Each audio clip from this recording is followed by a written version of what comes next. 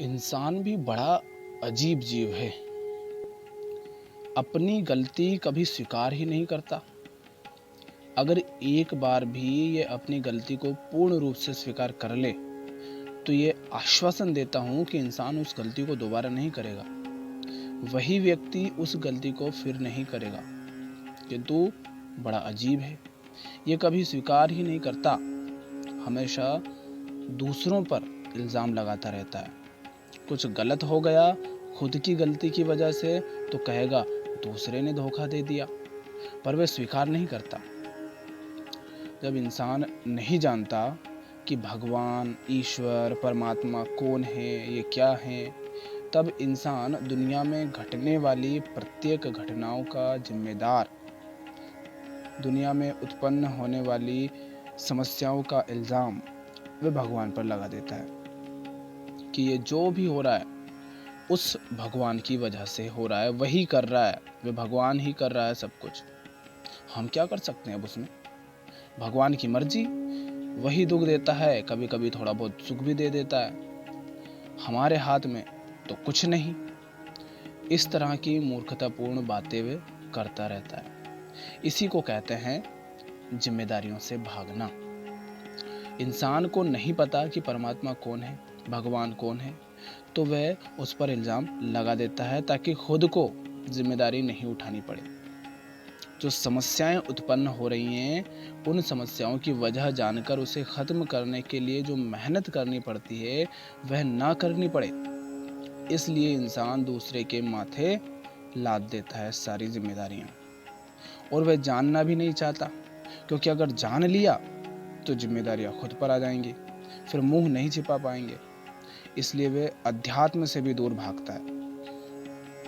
कोई भी समस्या उत्पन्न हुई, कोई भी दुख जीवन में आया, कोई भी दुर्घटना हुई, कोई बाढ़ आ गई, कोई आंधी तूफान आ गया, कोई भूकंप आ गया, कहीं पर कोई युद्ध हो गया, कोई सुनामी आ गई, हर विपदा का इल्ज़ाम वह भगवान पर डाल देता है। कोरोना आया तो लोग भगवान से पुकार कर रहे हैं। अभी गर्मी इतनी गिर रही है, उसकी वजह से समस्याएं उत्पन्न हो रही हैं, तो कह रहे हैं भगवान की मर्जी। बारिश का मौसम है, बारिश बेहिसाब हो रही है, तो कह दिया भगवान की मर्जी, वे कम बारिश करे या ज़्यादा, जो कर रहा है भगवान कर रहा है। तो इंसान ने अपने सारे दुखड़े दूर करने की जिम्मेदारी भगवान पर डाल दी। गलतियां खुद करता है और जिम्मेदारियां थोप दी हैं भगवान पर, और वह भगवान से उम्मीद लगाए बैठा रहता है, और कभी भी उसकी उम्मीदें पूरी नहीं होती। क्यों?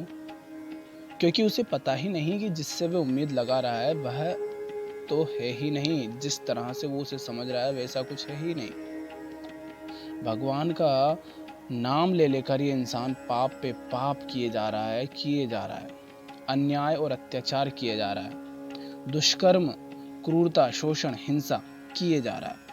चाहे पशु पक्षी हो, चाहे इंसान हो, चाहे प्रकृति हो, नदियां हो, कुछ भी हो, हर तरफ ये शोषण कर रहा है, क्रूरता कर रहा है, हिंसा कर रहा है, दुष्कर्म कर रहा है, इंसान से दानव बने जा रहा है, और ये सब वो कर रहा है भगवान के नाम पर।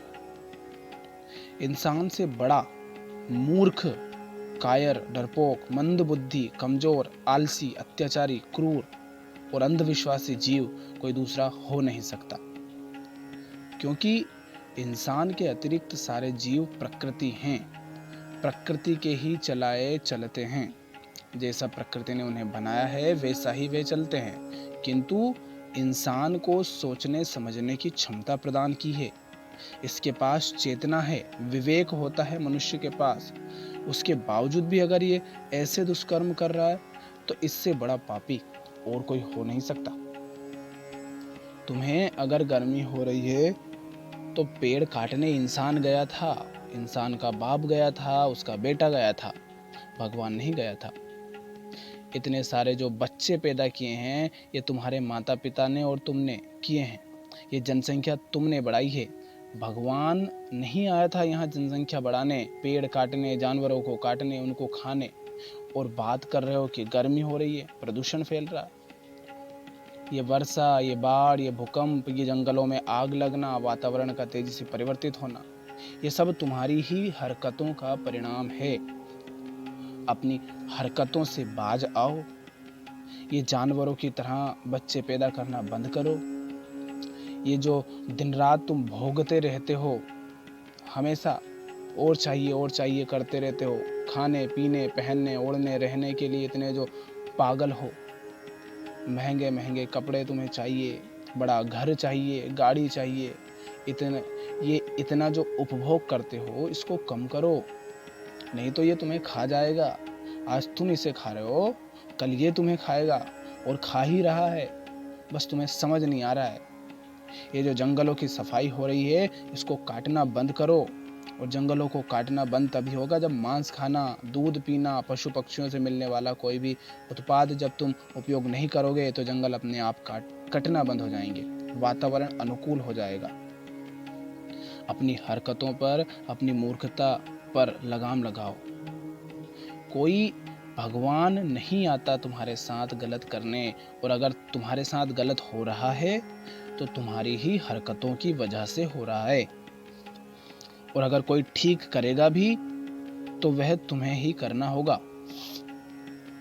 और ये मत सोचो कि मुझ अकेले के बदल जाने से क्या होगा। अरे भाई, तुम तो बदलो। तुम बदलोगे तो तुम्हारे साथ दूसरा भी बदलेगा। दूसरे की परवाह क्यों करते हो? खुद को बदलो। क्या पता तुम्हें देखकर कोई दूसरा बदल जाए। अध्यात्म तुम्हें ऊंचाई देगा, तुम्हारी चेतना को ऊंचाई देगा। तुम जान पाओगे खुद को। इसलिए ग्रंथों को पढ़ो, समय बर्बाद मत करो। एक दिन मर जाओगे कीड़े मकोड़ों की तरह। ये दुनिया है, इसमें करोड़ों लोग हैं। तुम्हें अभी यही नहीं पता होगा कि अभी तुम्हारे आसपास, तुम्हारे शहर में, आसपास के शहरों में कब कौन मर रहा है। तो इस दुनिया का तुम्हें क्या पता कि कहाँ क्या हो रहा है। तुम बारिश में पैदा होने वाले कीड़े मकोड़ों की तरह मर जाओगे, दुनिया में किसी को पता भी नहीं चलेगा। इसलिए अपने जीवन को ठीक करो। जीवन भर भोगते रह जाओगे तो खुद को कब जानोगे? कब इस दुख से, इस अशांत जीवन से बाहर आओगे? कब इससे मुक्ति पाओगे? आज तक जितना भोगा उससे कभी संतुष्टि नहीं मिली, और कितना भोगोगे? देखो आसपास, जिसको देखो वही भोगने में लगा हुआ है। सबको गाड़ी, बंगला, घोड़ा, जमीन, जायदाद, महंगे कपड़े, गहने सब चाहिए। फिर भी कोई आत्महत्या कर लेता है, तो कोई हार्ट अटैक से मर जाता है। जिसको देखो वही मानसिक बीमारियों से परेशान है। क्या तुम्हें समझ नहीं आ रहा कि ये अध्यात्म की कमी है? क्योंकि तुम जो पाना चाहते हो वह गलत जगह ढूंढ रहे हो। जहां तुम ढूंढ रहे हो वहां नहीं मिलेगा। तुम्हें चाहिए शांति, मुक्ति।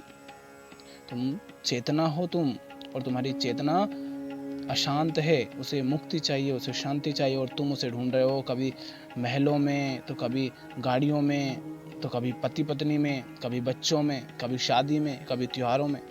तो इनमें नहीं मिलेगी शांति, इनमें नहीं मिलेगी मुक्ति। सही जगह ढूंढोगे तो वह मिलेगा, किंतु भौतिक वस्तुओं में वह नहीं मिलेगा। घर को चाहे कितना ही भर के रख लो, घर में नहीं मिलेगा। तुमसे फिर कह रहा हूं कि किसी भी समस्या का इल्जाम भगवान पर ना लगाओ। जो भी समस्याएं आ रही हैं, जो भी दुख हैं, वह सब तुम्हारी ही हरकतों, तुम्हारी ही करतूतों की वजह से है। तो तुम बदलो, ठीक करो उन सब हरकतों को, उन सब करतूतों को। जो समस्या हो रही है उसका कारण खोजो और उससे खत्म करने में लग जाओ। दुख अपने आप दूर हो जाएंगे। समस्या का कारण खत्म हो जाएगा तो दुख भी खत्म हो जाएंगे, समस्या भी खत्म हो जाएगी। जो व्यक्ति अपनी गलतियों की जिम्मेदारियां नहीं उठा सकता, अपनी गलतियों को स्वीकार नहीं कर सकता, वे कभी भी उन्हें सुधार नहीं सकता। और जो सुधार नहीं सकता अपनी कमियों को, वे कभी आगे नहीं बढ़ सकता। इसलिए आज तक जो गलतियां की हैं उनकी जिम्मेदारी लो और उन्हें ठीक करने में लग जाओ। आसपास जितनी भी समस्याएं हो रही हैं वह सब इंसान की ही करतूतों का परिणाम है। इसलिए तुम्हें ही सुधारना होगा। तुम देखो कि क्या गलत हो रहा है और उसकी जो भी वजह है तुम उसे खत्म करो। यही तुम्हारा कर्तव्य है, यही तुम्हारा धर्म है। जिसके घर के बाहर अंधेरा हो वो घर के अंदर दीप जलाएं। घर के बाहर माने तुम्हारा मन जो है उसके अंदर जब दीप जलेगा तो तुम प्रकाशवान हो जाओगे। घर के अंदर जो तुम अपना घर सजाते हो उसमें उजाला कितना ही लगा दो, कितनी ही रौनक कर दो, उसमें कितनी ही चमक हो, कोई फायदा नहीं होने वाला। अंदर दीप जलाओ तो तुम्हें शांति मिलेगी, मुक्ति मिलेगी, सब मिलेगा। जिसने भी जीव बनकर जन्म लिया है मृत्यु तो आएगी ही, यह निश्चित है।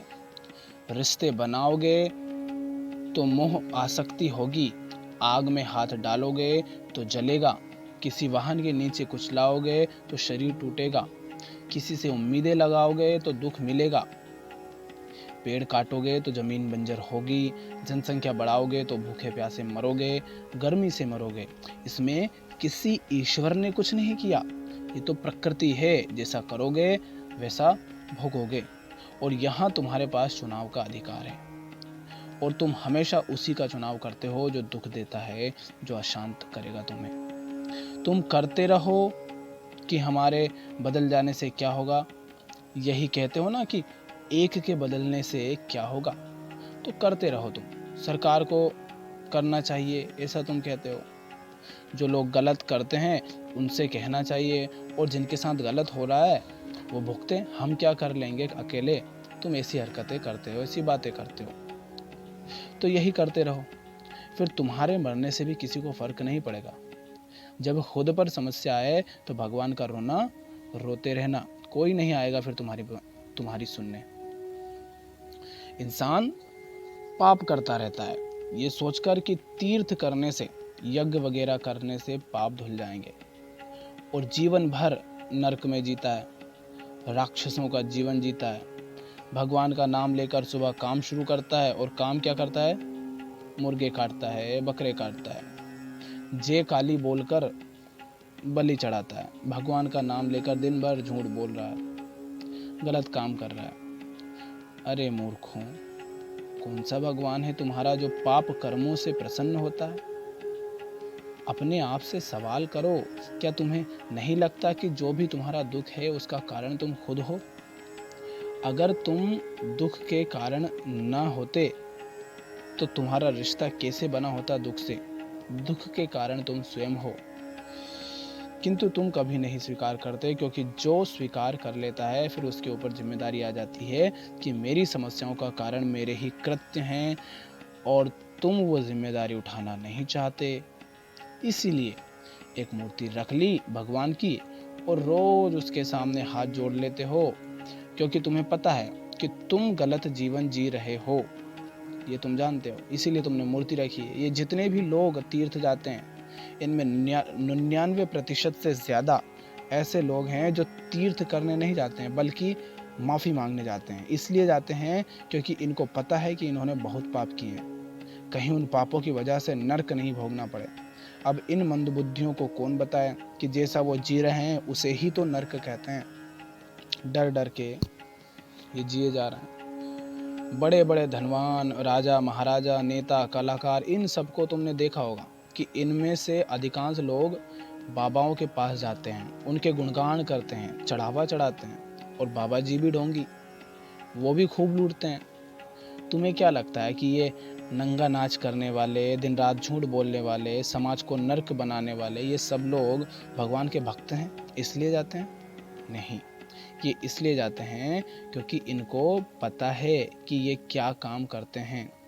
तो ये सब जाते हैं अपनी मूर्खता की माफ़ी मांगने, और इनको लगता है कि बाबा जी का संपर्क है ऊपर वाले से, तो इसीलिए ये बाबा जी को खूब चढ़ावा चढ़ाते हैं, और बाबा जी भी फिर इनको खूब फिर रस पिलाते हैं।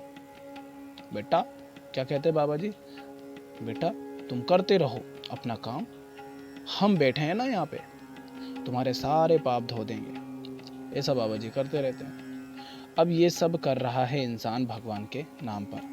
इसलिए तुम्हें अगर मुक्ति चाहिए तो किसी भगवान से उम्मीद लगाकर बैठने से कुछ नहीं होगा।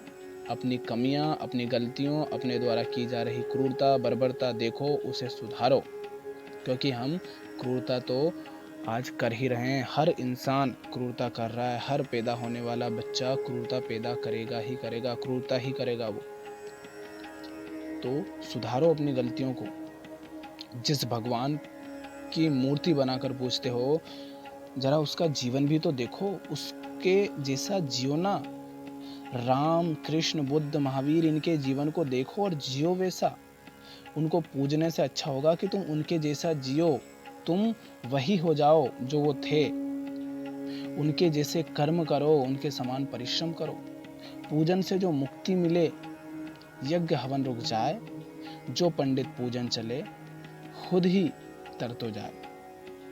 अगर पूजन करने से मुक्ति मिल जाती तो पंडितों पुरोहितों को तो देखते हैं कि वो तो नियमित रूप से करते ही रहते हैं। अगर उससे ही मुक्ति मिलती है तो सबसे पहले इनको ही मिल जाती। और जो पंडित पूजन चले खुद ही तर तो जाए। अब जो पंडित तुम्हारे घर में पूजन करवाने जाता है वो अगली बार फिर आएगा नहीं तुम्हारे घर में, क्योंकि वो पूजा करते ही रहता है। तो वो तर गया होगा, तो वो काहे को कहीं पे जाए पूजन करने तुम्हारे घर। फिर तुम कैसे तरोगे, वो तो तर गया। तो ये मत सोचो।